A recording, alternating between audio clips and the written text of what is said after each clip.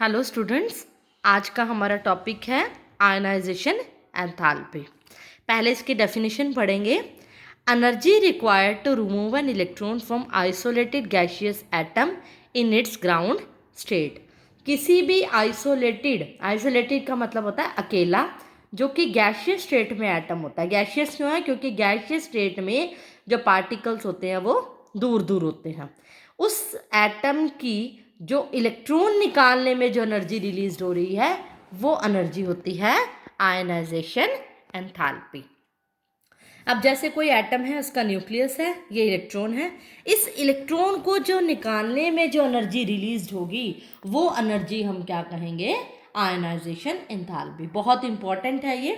अब मान लो जैसे कोई एटम है, उसके शेल ये इलेक्ट्रॉन है, यहाँ पे भी इस शेल में भी इलेक्ट्रॉन है। तो इस लास्ट शेल में जो इलेक्ट्रॉन में जो एनर्जी निकालने में यूज होगी लास्ट वाले इलेक्ट्रॉन को, वो एनर्जी होगी आयनाइजेशन एंथैल्पी। तो उसके बाद आती है आयनाइजेशन के बाद successive ionization enthalpy. Ionization enthalpy को I.E से लिख रही हूँ।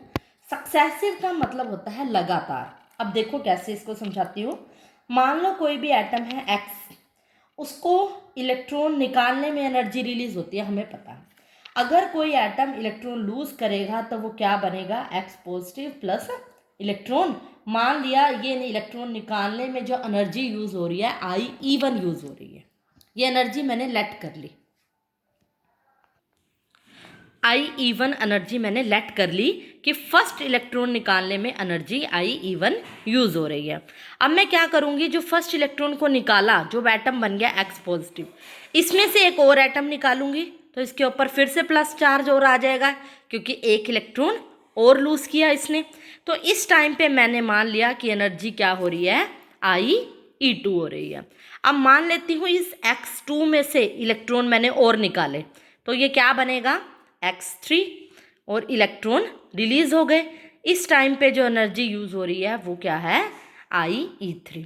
अगर आपसे कोई पूछे इस I1, I.E2 और I.E3 में एनर्जी किसकी ज़्यादा होगी, मतलब किस टाइम पे एनर्जी ज़्यादा लगेगी। फॉर एग्जाम्पल, इस बात को समझने के लिए एक एग्जाम्पल दे रही हूँ। मान लो कोई एटम के न्यूक्लियस और ये इलेक्ट्रॉन है, इसमें से मैंने एक इलेक्ट्रॉन निकाल दिया। इस टाइम पे एनर्जी यूज होगी I.E1। यही डेफिनेशन है, नो डाउट। उसके बाद क्या होगा? अब इसमें से इलेक्ट्रॉन निकल गए। अब ये न्यूक्लियस क्या करेगा? बाकी बचे हुए इलेक्ट्रॉन को बड़ा ही अच्छा टाइटली पकड़ के रखेगा, क्योंकि उसके इलेक्ट्रॉन क्या हैं? लूज हो चुके हैं। अब मान लो मेरे पास 4 समोसे हैं, एक किसी को दे दिया मैंने, बाकी के 3 मैं बड़े अच्छे से पकड़ के जकड़ के रखूँगी कि मेरे ये 3 कोई ना ले जाए। ऐसा ही न्यूक्लियस करता है, एक इलेक्ट्रॉन ले जाने के बाद बाकी के अच्छे से पकड़ के रखता है। मतलब और इलेक्ट्रॉन, बाकी के दूसरा इलेक्ट्रॉन निकालते टाइम मुझे और ज़्यादा जोर लगाना पड़ेगा और ज़्यादा मिन्नतें करनी पड़ेंगी, क्योंकि न्यूक्लियस ने अब उसको टाइटली पकड़ लिया। इसीलिए इस टाइम पे जो I2 एनर्जी होगी I1 से ज़्यादा होगी। अब यहाँ पर 2 इलेक्ट्रॉन निकल गए। अब ये 2 इलेक्ट्रॉन निकलने के बाद तीसरा और लेना है। अब तो न्यूक्लियस और ज़्यादा संभल जाएगा, और ज़्यादा अवेयर होगा। इसको तीसरा इलेक्ट्रॉन निकालने के लिए मुझे और ज़्यादा एनर्जी लगानी पड़ेगी। वो जो एनर्जी होगी वो होगी I.E3। तो यानी I.E3 जितनी ज़्यादा सक्सेसिव एनर्जी होगी वो क्या होगी? और ज़्यादा ग्रेटर लगानी पड़ेगी। यानी I.E3 की वैल्यू ग्रेटर होगी, फिर I.E2 की होगी, और फिर I.E1 की वैल्यू होगी। ये समझ आया आपको कंसेप्ट? सक्सेसिव आयनाइजेशन एंथैल्पी का मतलब एक ही एटम में से लगातार इलेक्ट्रॉन जो निकाले जाएंगे वो होंगे सक्सेसिव, और उसके टाइम जो एनर्जी यूज्ड होगी, रिक्वायर्ड होगी, वो होगी सक्सेसिव आयनाइजेशन एंथैल्पी। तो ये कंसेप्ट हमेशा याद रखना। कंपटीशन में, IIT में, JEE में, नीट में ये क्वेश्चन पूछा जाता है। सिलेबस में हालांकि नहीं है, बट ये पूछ लेता है कि I.E3 की एनर्जी ज़्यादा होगी या I.E2 की। तो कई बार इसके ऊपर कंसेप्चुअल क्वेश्चन भी आएंगे, तो अब आप आंसर दे सकते हो, क्योंकि आपको कंसेप्ट समझ में आ जाएगा। उसके बाद हमने करने हैं factors affecting ionization enthalpy. Means हमने आयनाइजेशन एंथैल्पी के बारे में तो पढ़ लिया, कि अब ये पढ़ना है कि आयनाइजेशन एंथैल्पी किन किन बातों पे डिपेंड करता है, किसके बढ़ाने से आयनाइजेशन एंथैल्पी घटेगी, बढ़ेगी, ये सब हमने पढ़ना है फैक्टर में। पहला जो फैक्टर है साइज ऑफ एटम। अगर आपको कंसेप्ट क्लियर हो गया तो इसके आंसर आप ऑटोमेटिक समझ लोगे। देखो साइज ऑफ एटम का क्या इफेक्ट है, मान लो कोई एटम है वो छोटा है और दूसरा एटम क्या है, बड़ा है। ऑब्वियसली ऐसा ही होगा, ये छोटा एटम है, ये बड़ा एटम है, उसके भी न्यूक्लियस के चारों तरफ इलेक्ट्रॉन घूमेंगे, बड़े के भी छोटे के भी। अब मैंने कहा कि मुझे इसमें से इलेक्ट्रॉन निकालने हैं और एक इसमें से निकालने हैं, तो सोचो मुझे किस में ज़्यादा एनर्जी लगानी पड़ेगी। अगर एटम क्या है, मान लो इस तरह से है, बड़ा होता जाएगा, उसके शेल बढ़ते जाएंगे ना ऑटोमेटिकली, तो मान लेती हूँ कि मैं छोटे इलेक्ट्रॉन में से जो एटम में से इलेक्ट्रॉन निकाल रहे हूँ, तो इस टाइम पे ये न्यूक्लियस के ज़्यादा पास है, मुझे बहुत ज़्यादा जोर लगाना पड़ेगा, न्यूक्लियस से मिन्नतें करनी पड़ेगी मुझे इलेक्ट्रॉन दे दे, क्योंकि न्यूक्लियस और आउटर मोस्ट शेल के इलेक्ट्रॉन की फोर्स ऑफ अट्रैक्शन बहुत ज़्यादा है। लेकिन यहाँ पर जब मैं इलेक्ट्रॉन निकालूंगी और मुझे पता है आउटर मोस्ट इलेक्ट्रॉन को निकालना होता है, ये वाले इलेक्ट्रॉन को नहीं निकालना, मुझे ये इलेक्ट्रॉन को निकालना है, क्योंकि आयनाइजेशन एंथैल्पी की डेफिनेशन आउटर मोस्ट इलेक्ट्रॉन को निकालने में जो एनर्जी लगती है वो होती है। इस इलेक्ट्रॉन को निकालने के लिए थोड़ा न्यूक्लियस से दूर है, फोर्स ऑफ अट्रैक्शन कम है, इसीलिए इसके कंपैरेटिव में इसमें एनर्जी क्या लगेगी, थोड़ी सी कम लगेगी, कम जोर लगाना पड़ेगा। इसीलिए हम कहेंगे कि अगर एटम का साइज छोटा है, ये डाउनवर्ड में कर रही हूँ साइन छोटे के लिए, अगर एटम का साइज छोटा है तो एनर्जी बहुत ज़्यादा लगेगी क्योंकि वो न्यूक्लियस के पास है। तो यानी साइज और आयनाइजेशन एंथैल्पी का इन्वर्सरी रिलेशन हो गया। अब कोई भी ऐसा क्वेश्चन आ जाए साइज के ऊपर तो आप कर सकते हो। दूसरा जो फैक्टर है चार्ज ऑन न्यूक्लियस के ऊपर, ये भी उससे मिलता जुलता है। मैं आपको न्यूक्लियस के चार्ज के बारे में बता चुकी हूँ। मान लेते हैं कोई एटम है, उसके ऊपर 2 पॉजिटिव चार्ज है, और कोई एटम है उसके ऊपर मैं मान लेती हूँ 5 पॉजिटिव चार्ज है, ये इलेक्ट्रॉन है, 5 पॉजिटिव चार्ज है। अब मैंने आपको एक न्यूक्लियर चार्ज का कंसेप्ट बताया था कि जिस एटम के न्यूक्लियस के अंदर जितना ज़्यादा चार्ज होगा, न्यूक्लियर चार्ज ज़्यादा होगा, वो चारों तरफ के इलेक्ट्रॉन को क्या करेगा, ज़्यादा अट्रैक्ट करेगा, ज़्यादा पास खींचेगा, क्योंकि इसकी पावर क्या होगी, ज़्यादा। अब इस केस में 2 पावर है, इसके पास 2 प्रोटॉन है खींचने की, तो इलेक्ट्रॉन को उतना ज़्यादा नहीं खींच पाएगा जितना कि इस केस में खींचेगा, क्योंकि इसका न्यूक्लियर चार्ज ज़्यादा है, इसकी पावर ज़्यादा है, ये इसको अपनी तरफ खींच लेगा, और अपनी तरफ खींच लेगा तो इलेक्ट्रॉन को निकालना क्या हो जाएगा, मुश्किल, निकालने में एनर्जी ज़्यादा लगेगी। इसीलिए चार्ज ज़्यादा, अगर न्यूक्लियर चार्ज ज़्यादा होगा तो आयनाइजेशन एनर्जी भी क्या लगेगी, ज़्यादा लगेगी। यानी कि आयनाइजेशन, अगर क्वेश्चन आता है कि write the effect of nuclear charge on ionization enthalpy, कि न्यूक्लियर चार्ज का आयनाइजेशन एंथैल्पी पे क्या इफेक्ट है, तो आप इस तरह से एक्सप्लेन करोगे। चार्ज ज़्यादा तो अट्रैक्शन ज़्यादा, तो निकालने बाउंडेड होंगे न्यूक्लियस से इलेक्ट्रॉन, निकालने में एनर्जी भी ज़्यादा लगेगी। कोई भी एक फैक्टर पूछ सकता है, या पूछ सकता है कोई 2 फैक्टर एक्सप्लेन करो।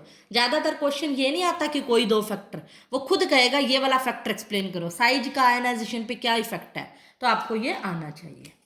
थर्ड जो फैक्टर है स्क्रीनिंग इफेक्ट का, जो कि मोस्ट इंपॉर्टेंट है, इनऑर्गेनिक का मोस्ट इंपॉर्टेंट टॉपिक है ये। पहले तो आपको स्क्रीनिंग इफेक्ट समझाने से पहले मैं आपको ये फैक्टर बता देती हूँ कि क्या होता है, फिर आपको स्क्रीनिंग इफेक्ट समझ में आएगा। स्क्रीनिंग समझ लो, एक बार नाम से समझ लो। स्क्रीन कौन सी है हमारे पास, ये वाली स्क्रीन जो हमारे शेल हैं। पहला शेल आपको पता है SPD होते हैं, या KLMN होते हैं, ये सब हमारी क्या होती है, स्क्रीन है। अब जैसे जैसे स्क्रीन बढ़ती जाएगी, सोच के देखो, स्क्रीन बढ़ रही है 1 2 3, उतना इलेक्ट्रॉन न्यूक्लियस से दूर हो रहा है। साफ समझ आ रहा है, न्यूक्लियर चार्ज में, साइज में यही तो कंसेप्ट किया था कि जितनी ज़्यादा स्क्रीन बढ़ जाएंगी, मतलब शेल जितने ज़्यादा बढ़ जाएंगे, उतना इलेक्ट्रॉन न्यूक्लियस से दूर होगा, फोर्स ऑफ अट्रैक्शन कम होगी, तो हम क्या कहेंगे, उसकी आयनाइजेशन एनर्जी भी कम लगानी पड़ेगी। कब कम लगानी पड़ेंगी, जितने ज़्यादा शेल होंगे, स्क्रीन जितनी ज़्यादा होगी, तो इसको हम बोलते हैं स्क्रीनिंग इफेक्ट। एक कई बार क्वेश्चन आता है व्हाट इज स्क्रीनिंग इफेक्ट, तो आप ये नहीं कहोगे स्क्रीन ज़्यादा है, इस इफेक्ट को भी मैं एक्सप्लेन करती हूँ। ये क्या होता है, जैसे SPD होता है, ये इलेक्ट्रॉन होते हैं, इस इफेक्ट को हम स्क्रीनिंग इफेक्ट भी कहते हैं और शील्डिंग इफेक्ट भी कहते हैं। आपने इफेक्ट आयनाइजेशन का तो बता दिया, स्क्रीनिंग इफेक्ट ज़्यादा होगा तो आयनाइजेशन एंथैल्पी क्या होगी, कम होगी। इसका इफेक्ट तो आपको समझ आ गया।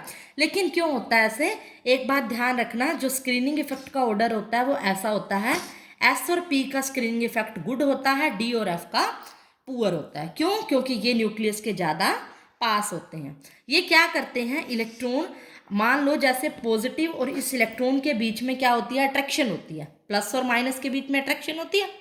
और ऐसे ही इस इलेक्ट्रॉन और इस इलेक्ट्रॉन के बीच में क्या होती है, रिपल्शन होती है।